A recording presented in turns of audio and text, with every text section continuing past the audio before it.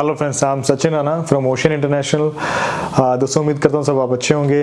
आज का वीडियो रहने वाला है, आज मैं आपको वर्क वीज़ा से रिलेटेड कुछ इन्फॉर्मेशन दूंगा।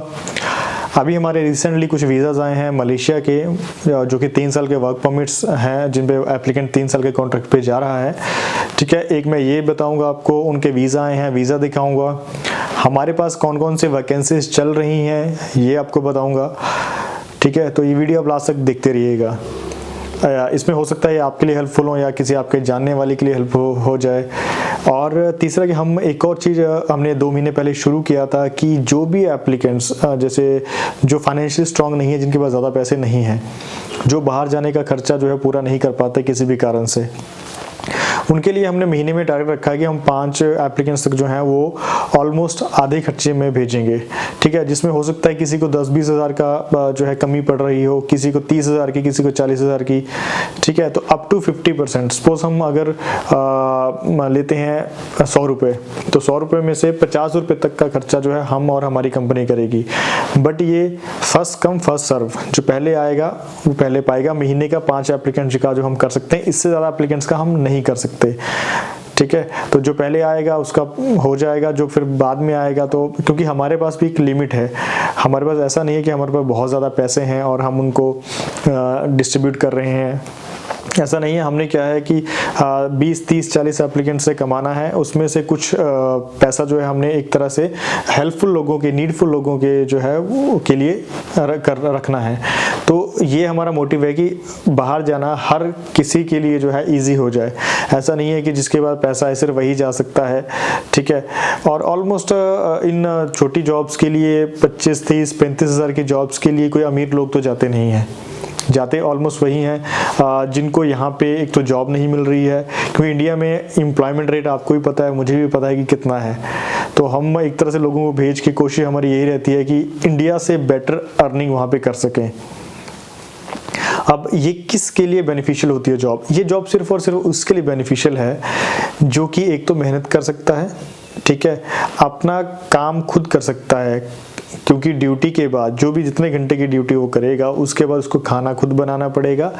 ठीक है, अपने बर्तन धोना, अपने कपड़े धोना, सब कुछ खुद करना पड़ता है। उस टाइप के एप्लीकेंट्स को जो है वो जाके फ़ायदा है, जो कर सकते हैं। जिन्होंने इंडिया में कुछ नहीं किया उनको जाके बिल्कुल भी फ़ायदा नहीं है। उसमें आप भी परेशान रहोगे, हम भी परेशान रहेंगे, कंपनी भी परेशान रहेगी। ठीक है, तो इसमें होता क्या है कि जो एप्लीकेंट्स इंडिया में 10-15 हज़ार की सैलरी ले रहे हैं, उसमें से भी उनका आधा खर्चा हो जाता है, 5-6 हज़ार रुपये बचता है मुश्किल से। ठीक है, तो जिसकी भी सैलरी 15 हज़ार से नीचे है, उसी एप्लीकेंट के लिए ये जॉब सुटेबल है, क्योंकि इसमें मैक्सिमम सैलरी 25 से लेके 35 हज़ार के बीच में बनती है। ठीक है, कुछ एप्लीकेंट्स 25 की रेंज में रहते हैं, कुछ 30 की रेंज में है, कुछ 35 की रेंज में, बट 95% एप्लीकेंट जो हैं वो इसी रेंज में आते हैं। बच के 5%, जो बचे हुए 5% हैं, उनमें से कुछ जो हैं वो 25 भी नहीं कमा पाते। ठीक है, क्योंकि उन्होंने काम नहीं करना होता है, या उनसे होता नहीं है, या वो करना नहीं चाहते। ठीक है, या वो सिर्फ घूमने के माइंडसेट से गए कि मैंने विदेश जाना है। ठीक है, और कुछ 2-3% जो बचे हैं वो होते हैं जिनकी 35 हज़ार से भी ऊपर सैलरी होती है। वो कौन होते हैं? जिनके वहाँ जाके प्रमोशंस हो गई होती हैं। ठीक है, या जो वो बहुत अच्छा मेहनत करके काम करते हैं। ठीक है, तो ऐसे एप्लीकेंट्स होते हैं। ऐसे मीन्स अप्रॉक्सीमेट 10-12% टोटल मेरे हिसाब से हमारे एप्लीकेंट्स ऐसे हैं जो कि इससे भी ऊपर सैलरी ले रहे हैं। मैंने वीडियोस में भी आई थिंक दिखाया होगा, जब मैं मलेशिया गया था उनकी वीडियो भी मैंने बनाई थी। आगे फ्यूचर में जाऊंगा तब भी उनके वीडियोस बना के मैं आपको अपडेट देता रहूँगा। तो दोस्तों, अब सबसे पहले मैं आपको वीज़ा दिखा देता हूँ। हमारे रबड़ प्लांटेशन की कंपनीज में रबड़ के पौधे लगाने का काम, उसकी टेक केयर करने का काम था, तो वो वीज़ा हमारे आ चुके हैं। तो उसके लिए मैं आपको स्टैंपिंग्स अभी दिखा देता हूँ। तो ये अराउंड 20 एप्लीकेंट्स हैं। 13 के पासपोर्ट मेरे पास आ चुके हैं, बाकी जो बच्चे हैं 7, उनके पासपोर्ट मेरे पास नेक्स्ट वीक में होपफुली आ जाएंगे, क्योंकि वो ECR हैं और ECR के लिए अलग से इमिग्रेशन करवानी पड़ती है, जिसमें 3-4 वर्किंग डेज़ का टाइम लग जाता है। तो दोस्तों, जैसे ये है मिस्टर गुरदीप सिंह। ठीक है, ये इंडिया से वर्क परमिट लग के जा रहा है। लोग अभी भी ये कहते हैं कि सर ये वर्क परमिट नहीं है, टूरिस्ट वीज़ा है, जबकि बिल्कुल गलत है। ये इंडिया से ही वर्क परमिट है। ठीक है, जो इसको प्रूव कर सकता है गलत, वो गलत करिए, मैं उसको डबल पैसे रिटर्न करूंगा। ये है मिस्टर लखविंदर सिंह। इसके बाद है गगनपाल भाटिया। आई थिंक ये आपको दिख नहीं रहा होगा, मैं थोड़ा आगे हो जाता हूँ। इसके बाद है अबीन हुसैन, मोहम्मद अबीन हुसैन।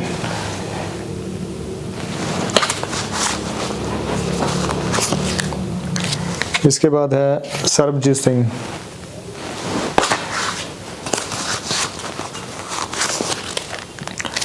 ये है लखविंदर सिंह।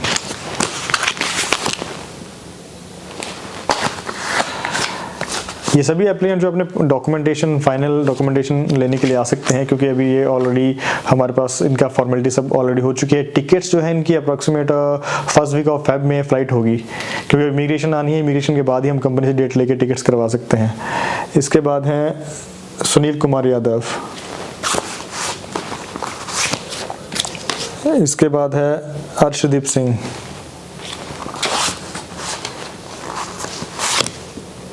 इसके बाद है विजय कुमार। ये सारे के सारे वर्क वीज़ा वाले हैं, कोई भी एक भी एप्लीकेंट हम टूरिस्ट वीज़ा पे नहीं भेजते हैं। इसके बाद है भूपिंदर सिंह।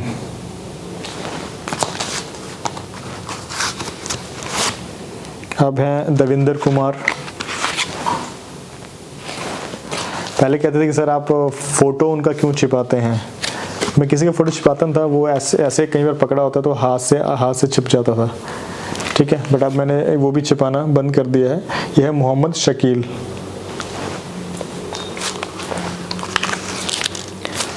इसके बाद है अर्शदीप सिंह लांबा, ठीक है। तो ये 13 पासपोर्ट हैं जो अभी मेरे पास रिसीव हो चुके हैं, ठीक है, और बाकी जो बैलेंस हैं वो भी नेक्स्ट वीक में हमारे पास आ जाएंगे। तो अभी ये एप्लीकेंट जो है अपने डॉक्यूमेंट्स लेने के लिए, फॉर्मेलिटीज़ के लिए ऑफिस आ सकते हैं। बाकी एप्लीकेंट्स को भी जो है कॉल चला जाएगा नेक्स्ट वीक में कि उनके पासपोर्ट हमारे पास रिसीव हो चुके हैं, ठीक है। तो इसके बाद अभी ये था रबड़ प्लांटेशन में। अब हमारे पास कौन कौन से काम चल रहे हैं, अभी हमारे पास सिर्फ 2 काम अभी अवेलेबल हैं जो चल रहे हैं। सबसे पहले है हमारे पास जो ऑल द टाइम ऑलवेज चलता है प्लांटेशन का, बट वो भी अभी कोटा बहुत कम हो चुका है, क्योंकि नया साल है, नए साल में नया कोटा गवर्नमेंट जो इशू करती है, जिसके बाद पुराना कोटा मिला हुआ है वही कर रहे हैं, बाकी नए कोटा भी मिलना शुरू होने हैं। तो प्लांटेशन का जो है हमारे पास है, जिसमें सैलरी आपको एज यूजुअल 1100 रिंगिट बेसिक रहती है, प्लस ओवर टाइम रहता है।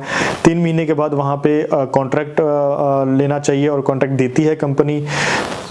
कॉन्ट्रैक्ट में क्या रहता है कि कोई बाउंडेशन नहीं रहती है, आपको एक एरिया दे दिया जाएगा। सपोज आप स्प्रे का काम आपको दिया है या खाद फेंकने का दिया है, तो आपको जैसे 1 एकड़ का काम दे दिया कि 1 एकड़ में आपने जो है स्प्रे करना है, ठीक है। जितने जल्दी आप स्प्रे करेंगे, कंपनी का अमाउंट बोलती है, जैसे सपोज कोई भी 100 रुपया, 200 रुपया, 500, 1000 जो भी, ठीक है, वो अमाउंट बोलेगी इतना अमाउंट आपको मिल जाएगा, ठीक है। तो उसमें एप्लीकेंट क्या करता है, जल्दी जल्दी वो काम को फिनिश करते हैं, इससे कि सबका फायदा है, कंपनी का भी फायदा है, एप्लीकेंट का भी फायदा है।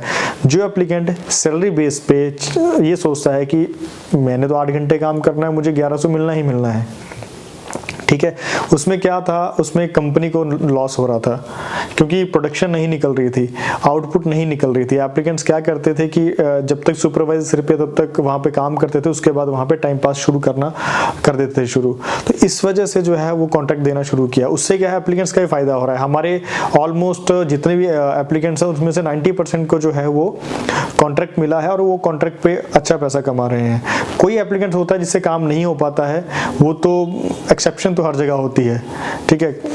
जिनसे काम नहीं हो पाता वो कहते हैं हमने कॉन्ट्रैक्ट हमने सैलरी पे ही करना है, ठीक है। तो ये सोच के चलिए कि आप कॉन्ट्रैक्ट पे करते हैं तो उसमें बाउंडेशन नहीं रहती है, कोई सुपरवाइजर आपको पूछेगा नहीं, आपको काम दे देगा, उसके बाद चला जाएगा, आपने इतना काम कर दिया। सपोज आपने खाद फेंकने का काम है, इतनी बोरियां फेंकनी है, ठीक है, पर बोरी का पैसा वहाँ मिलता है, तो उस हिसाब से आपकी सैलरी भी खुद कैलकुलेट आप कर सकते हैं, हमारी इतनी सैलरी बन रही है, तो उसमें 1500 से लेके 2000, 2200, 2300 तक भी सैलरी बनती है, 2300 रिंगिट तक बोल रहा हूँ मैं, ठीक है। तो इसके अलावा जो सेकंड ऑप्शन हमारे पास है वो है वाटर पार्क जो होते हैं, थीम पार्क और वाटर पार्क, उसमें हमें जनरल वर्कर्स चाहिए जिसमें कोई भी जनरल वर्क वो करवा सकते हैं। वाटर पार्क का काम बहुत ईजी है, इतना मुश्किल काम नहीं है, उसमें क्लीनिंग भी हो सकती है, उसमें कोई और जनरल हेल्पर का काम भी हो सकता है, ठीक है। उसमें पानी वगैरह साफ भी करना, पानी में से जाले से वो जो कूड़ा करकट गिरा होता है वो जाली से निकालना होता है, इस टाइप के, या साफ सफाई करनी होती है, वो कोई भी काम हो सकता है। तो ये काम हमारे पास अभी अवेलेबल हैं। इसमें तो सिर्फ हमें 5 से 10 एप्लीकेंट चाहिए जो हमें वाटर पार्क में चाहिए, ठीक है। तो उसमें अगर आप जाना चाहते हैं तो आप हमारे दिए हुए नंबर पर कॉन्टैक्ट कर लीजिएगा। और समटाइम क्या होता है कि आपका कॉल किसी कारण से पिक नहीं हो पाता है, क्योंकि आजकल क्या है कि कॉल्स इतनी ज़्यादा आना शुरू हो गया है कि हम रिसीव नहीं कर पाते हैं, ठीक है। और समटाइम होता है कि आधी कॉल्स रिसीव होती हैं या 70-80% कॉल रिसीव होती है, तो किसी की कॉल रिसीव नहीं हो पाती है। तो जो सीरियस एप्लीकेंट्स है डायरेक्टली क्या करना है, अपने डॉक्यूमेंट्स लो, पासपोर्ट, फोटोग्राफ, एजुकेशन के डॉक्यूमेंट्स लेके डायरेक्टली ऑफिस विजिट करो। ऑफिस हमारा मंडे टू सैटरडे 9:30 to 5:30 तक ऑलवेज ओपन रहता है, संडे को बंद होता है सिर्फ, ठीक है। आप डायरेक्टली ऑफिस पहुंचिए, ऑफिस में जो है आपको आपकी पूरी हेल्प की जाएगी। तो आज के लिए इतना ही, थैंक यू।